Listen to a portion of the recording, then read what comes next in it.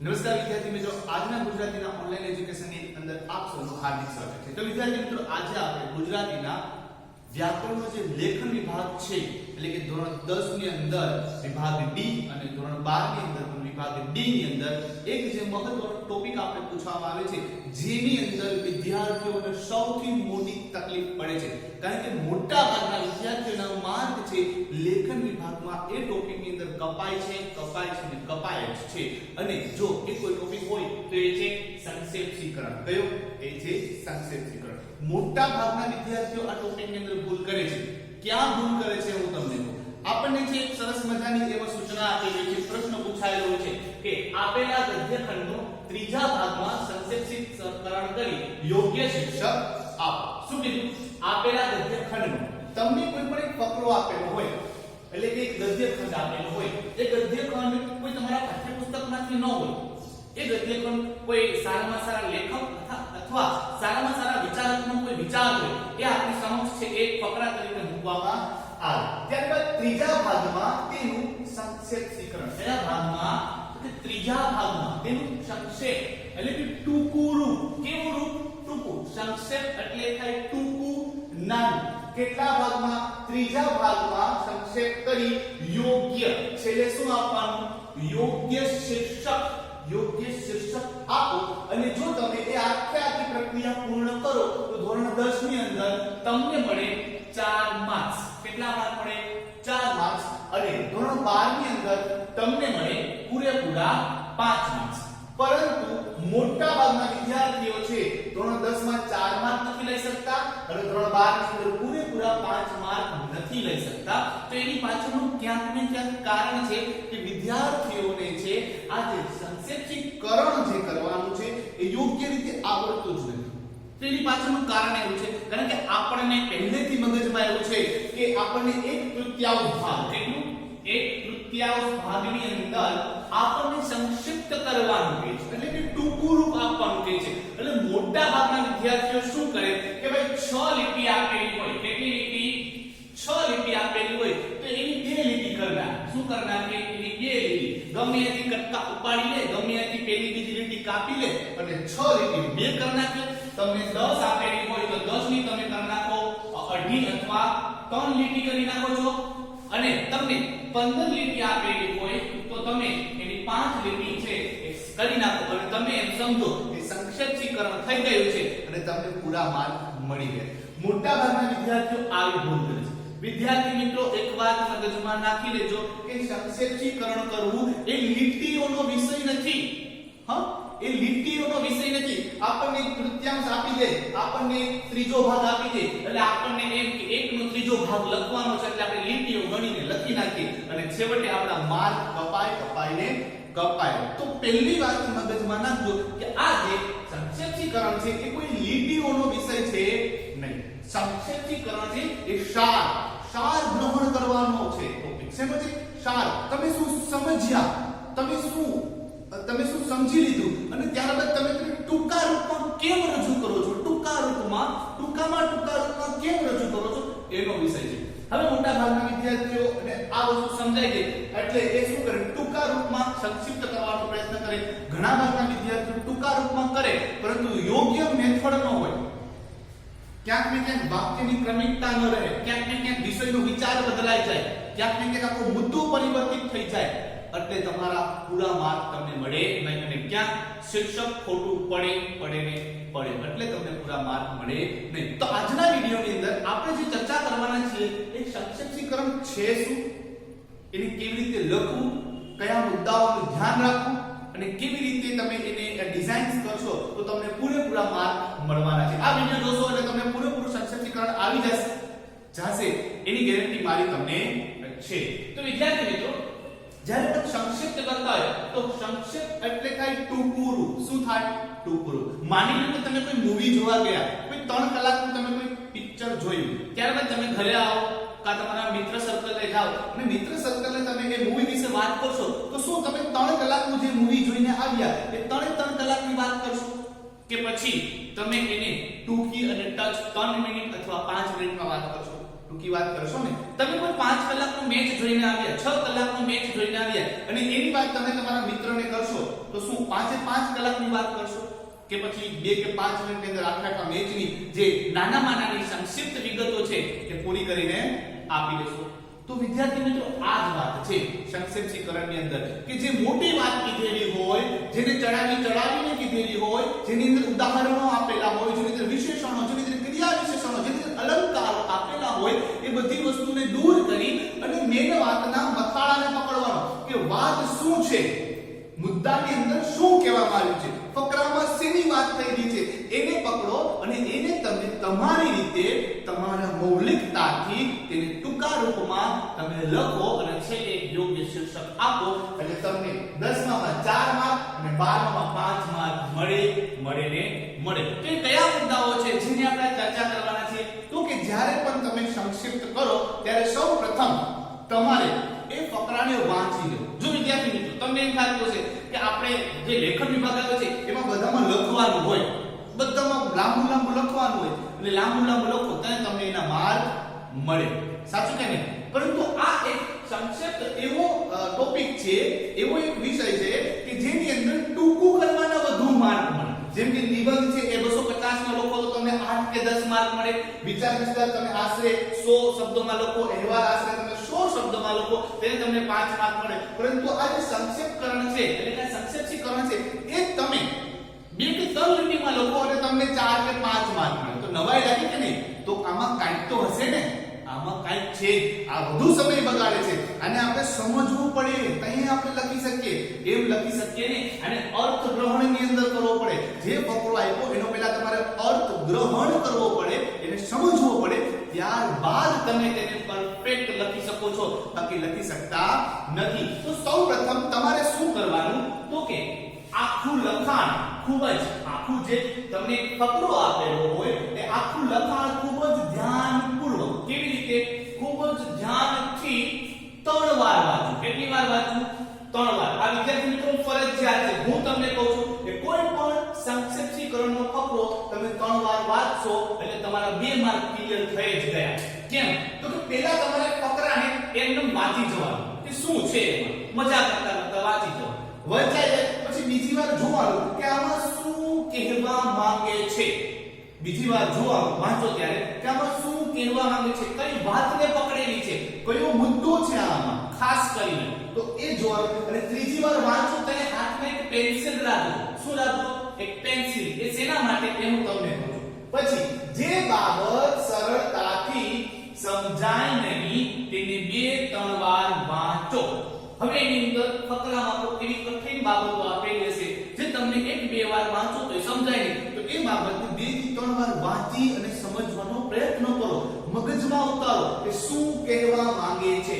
પહેલો ટોપિક તો કે આખું લખાણ ખૂબ જ ધ્યાનપૂર્વક વાંચો, એ વાત નોંધી લો. ત્યારબાદ જે બાબત સરળતાથી સમજાય નહીં તે 2-3 વાર વાંચો. થઈ ગયું? ત્યારબાદ તમે પેન્સિલ હાથમાં પકડી છે. પછી ફકરામાં કયા વિષયની કઈ વાત, ફકરામાં કયા વિષયની કઈ વાત કહેવામાં આવી તે પૂરેપૂરી સમજો. શું કીધું? ફકરામાં કયા વિષયની, પકડો કે કયો મુદ્દો છે, કયા વિષયની વાત થઈ છે ફકરામાં, તેને તમે પકડો અને તેને પૂરેપૂરી સમજો, જેનો અર્થ ગ્રહણ કરો. આવી ગયું? અર્થ ગ્રહણ કરો.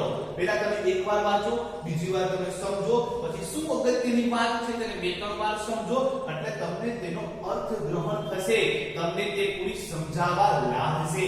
ત્યારબાદ સમજાય જાય પછી વાંચવામાં આવેલી બિન મહત્વની બાબતોને જુદી પાડો.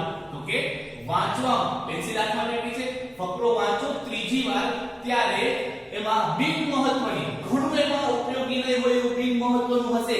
શું હશે એ હું તમને આગળ જતા કહું છું. તો કે બિન મહત્વની બાબતોને જુદી પાડો. તો જુદી એટલે કે ફકરામાંથી કાઢી નથી નાખવાની, તમારે ફકરામાં અંડરલાઈન કરતું જવાનું કે આ બિન મહત્વનું છે. જેમ કે આ ઉદાહરણની કોઈ જરૂરત નથી, આ વિશેષણની કોઈ જરૂરત નથી, આ ક્રિયા વિશેષણની કોઈ જરૂરત નથી, તો એ તમારે આ અલંકારની કોઈ જરૂરત નથી, તો એ બધું તમારે એમાં અંડરલાઈન કરી નાખવાનું છે કે આ બિન મહત્વનું છે. શું છે? આ કાંઈ મહત્વનું છે નહીં. આ બધું કાઢી નાખશું છતાં પણ છે એ વિષયનો વિચાર પરિવર્તિત થશે નહીં એવી બાબતોને અંડરલાઈન કરો. કે નથી? પેન્સિલ. ત્યારબાદ કેવા શું કાઢી ટાળવાનું તો કે વાક્યો શબ્દો નું પુનરાવર્તન થતું હોય કોઈ એક ને એક વાક્ય વારે ઘડીએ વપરાતું હોય કોઈ એક ને એક શબ્દો વારે ઘડીએ વપરાતું હોય તો તેનું તમારે પુનરાવર્તન ટાળવાનું છે આ લીટી કરી નાખવાની કે આ શબ્દ બે વાર કે બે થી વધુ વાર છે આ વાક્ય બે વાર છે તો તેને એક જ વાર રાખવું વધારે વાર આધી નાખવું તો તમને સંક્ષિપ્ત આરામથી તમે કરી શકશો ત્યારબાદ તેની અંદર અલંકારો ઉદાહરણો વિશેષણો ક્રિયા વિશેષણો એ દૂર કરો કોઈ પણ વાક્યમાં કોઈ પણ લીટીમાં કોઈ વિચાર વ્યક્ત કરતા સમયે અલંકાર વાપરેલો હોય ઉદાહરણ આપેલું હોય વિશેષણ આપેલું હોય ક્રિયા વિશેષણ આપેલું જેની કોઈ જરૂરત નથી વાતને સમજાવવા માટે તો તમારે તેને દૂર કરી નાખવાની છે કેના દ્વારા તેની નીચે પેન્સિલથી અંડરલાઈન કરી દેવાની છે ત્યારબાદ નામ એટલે કે સંજ્ઞા જે આપણે ભણી ગયા છે ને નામ તો કે સંજ્ઞાની જગ્યાએ સર્વનામનો ઉપયોગ કરો ખાસ બાબત છે કે કોઈ વ્યક્તિ વિશે વાત થતી હોય કે સ્વામી વિવેકાનંદ વિશે વાત થતી હોય તો સ્વામી વિવેકાનંદ નામ છે તો નામની જગ્યાએ સર્વનામ એકવાર નામનો ઉપયોગ થઈ જાય પછી તેમાં વારે ઘડીએ નામનો ઉપયોગ ન કરવો જો કરશો તો એ શબ્દનું પુનરાવર્તન થશે કે નહીં તો તમારે એની જગ્યાએ સર્વનામનો ઉપયોગ કરવાનો જેમ કે હું છું એટલે કે મારું નામ રવિ છે તો રવિ સર શાળાએ આવ્યા છે રવિ સર શાળાએ ઓનલાઈન ભણાવે છે રવિ સર શાળામાં ઓનલાઈનમાં ગુજરાતી ભણાવે છે રવિ સર છે એ વિદ્યાર્થીઓને ઓનલાઈન વિડિયો આપે છે તો બધામાં રવિ સર વાપરવાની જરૂરત નથી રવિ સર શાળાએ આવ્યા તેને ઓનલાઈન ક્લાસ લીધો તેને ઓનલાઈન વિડિયો સેન્ડ કર્યો તેને ઓનલાઈનમાં ગુજરાતી ભણાવ્યું તો આને કહેવાય સર્વનામ એટલે કે નામની જગ્યાએ જે પ્રત્યય વપરાય તેને સર્વનામ કહેવાય તો સર્વનામનો ઉપયોગ કરો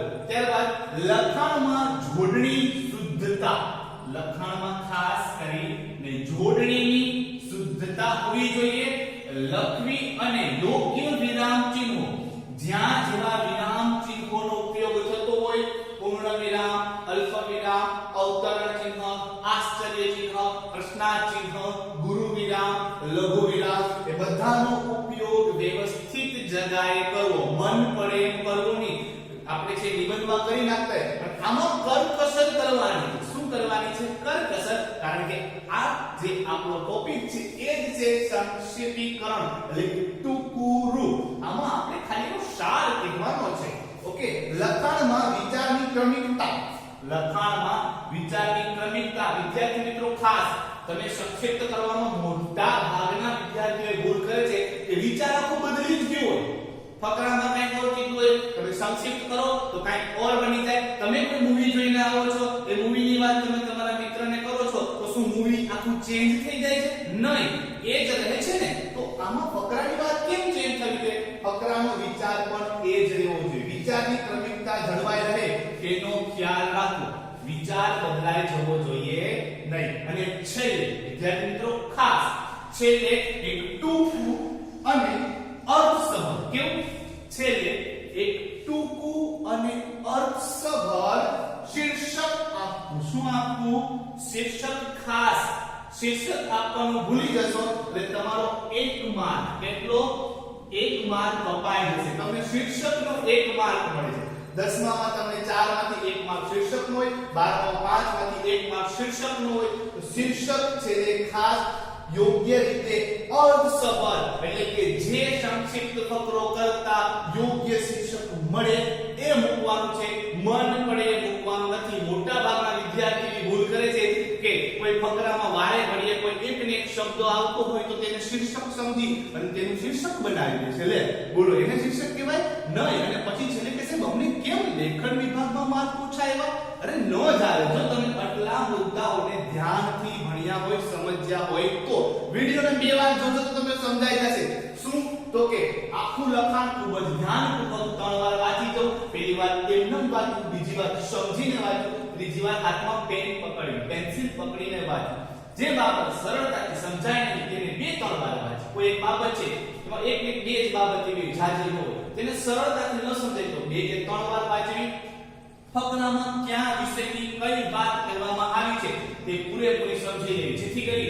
અને વિષયની સમજૂતી ચેન્જ થાય એનો સાર ચેન્જ થાય નહીં વાંચવામાં આવેલી બિન મહત્વની બાબતોને જુદી પાડી પેન્સિલથી ટીક કરે તો કેવી? તો કે વાક્યો, શબ્દો, પુનરાવર્તન ટાળવું. તો કે વાક્ય આવતો હોય, કોઈ શબ્દ આવતો હોય, એનું પુનરાવર્તન પેન્સિલથી પકડીને આપણે દૂર કરી દેવાનું છે. ત્યારબાદ બીજું શું? તો કે અલંકાર, ઉદાહરણ, વિશેષણ, ક્રિયા વિશેષણને દૂર કરવા.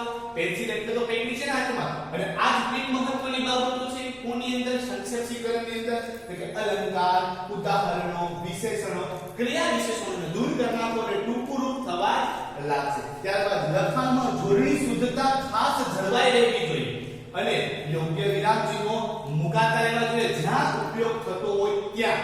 સાથે નામ આપેલું હોય તો નામની જગ્યાએ સર્વનામનો પ્રયોગ કરો, પણ પહેલી વાર નામનો ઉપયોગ કરવાનો છે. પછી લખાણમાં વિચારની ક્રમિકતા ખાસ નોંધ રાખજો વિદ્યાર્થી મિત્રો, કે લખાણમાં વિચારની ક્રમિકતા બદલાવી જોઈએ નહીં. જો ક્રમિકતા બદલાવી તો તમારું સંક્ષેપીકરણ થશે ખોટું. એટલે ક્રમિકતા બદલાવી ન જોઈએ. છેલ્લે ટૂંકું અને અર્થસભર યોગ્ય શીર્ષક આપવાનું ભૂલવાનું નથી. આટલી 10 બાબતોને ધ્યાન રાખશો તો તમારું સંક્ષેપીકરણ થઈ જશે પરફેક્ટ. તમને કશો જ વાંધો આવશે નહીં. તો વિદ્યાર્થી મિત્રો, હવે તમારે શું કરવાનું છે? તમારી પાસે કોઈ પેપર સેટ હોય, તમારી પાસે કોઈ અસાઇનમેન્ટ હોય, કે તમારી પાઠ્યપુસ્તકમાં વ્યાકરણ વિભાગમાં આપેલું હશે, એમાં તમે સંક્ષેપીકરણનો કોઈ ફકરો લ્યો. એ ફકરાને તમે એકવાર વાંચો, બીજી વાર સમજો, ત્રીજી વાર પેન પકડી અને એમાં આવતી બિનજરૂરી બાબતોને ટીક કરો અને ત્યારબાદ તમારી જાતે તેને સંક્ષિપ્ત કરવાનો પ્રયત્ન કરો, એને યોગ્ય શીર્ષક આપો અને પછી તમે જોવો એના ઓરિજિનલ જવાબ સાથે કે પરફેક્ટ મેચ થતો આવે છે. તમારું થોડું એટલે કે તમારું 70% જેટલું મેચ થતું આવશે એટલે તમને માર્ક મળશે. કારણ કે લેખન વિભાગ મૌલિકતાનો વિષય છે, એમાં કોપી પેસ્ટ થવું જોઈએ નહીં, મૌલિક વિચારો આવવા જોઈએ. બરાબર? તો આટલી બાબતોને ધ્યાન રાખીને તમે સંક્ષેપીકરણ કરશો તો તમને 100% આવી જશે. તો વિદ્યાર્થી મિત્રો, આશા રાખું છું તમને આ વિડીયોમાં ખૂબ જ મજા આવી છે. તો વિડીયોને એક લાઈક કરી દેજો. તો હવે ફરી મળીશું નવી માહિતી સાથે, નવા જ ટોપિક સાથે. ત્યાં સુધી સૌને જય હિન્દ, વંદે માતરમ.